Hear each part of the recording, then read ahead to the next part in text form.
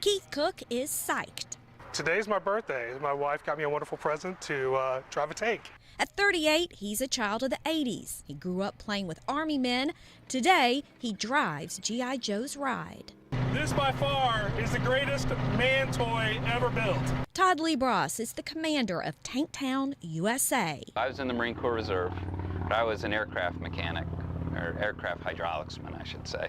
So I went to my A school in Pensacola, the Naval Air Station. That, along with 13 years as a merchant marine, gave Todd the know-how to work on and operate these machines that technically aren't tanks. 99% of people refer to it as a tank. A purist would call it an armored personnel carrier. Official name, the FV-432. FV for fighting vehicle. They're British. The U.S. government hasn't sold armor to the public since the 50s, so Todd travels to England to export them back. Built the mid-1960s and were used probably in Northern Ireland, the Falkland War, First Gulf War in the 90s. Todd has 4 here. Another's on the way. That was the best thing ever. I want one now. You can also crush cars or chomp them, as this Gator gets ready to do. Todd says his therapist is a tank, and 33,000 pounds of power is mighty medicinal. I leave a little tension behind on the poor Mercury, and it's exhilarating.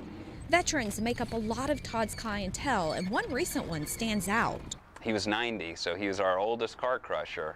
And he was an infantryman at D-Day in the Second World War and fought at all the major battles in Europe. Active duty, too.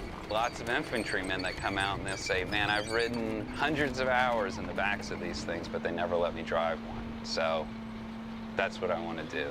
From California to New Zealand, folks from all over the world have flown in for a trip to Tanktown. 50% of my business is women. Todd is Tanktown's owner and only employee. You do this full time, and I do. This is my only gig. One that is exceeding expectations. I had expected to spend my summers doing this, work another job in the winter, and I haven't had to do that. National networks and many regional stations have covered Todd's tanks. Several big-time reality shows have wanted to set episodes here. One production company even pitched Tanktown as a series. Todd says, no go. And my response to them is always, well, it's hard to make a show where people show up, they ride, they leave happy. Kathryn Daniel, Channel 3 News.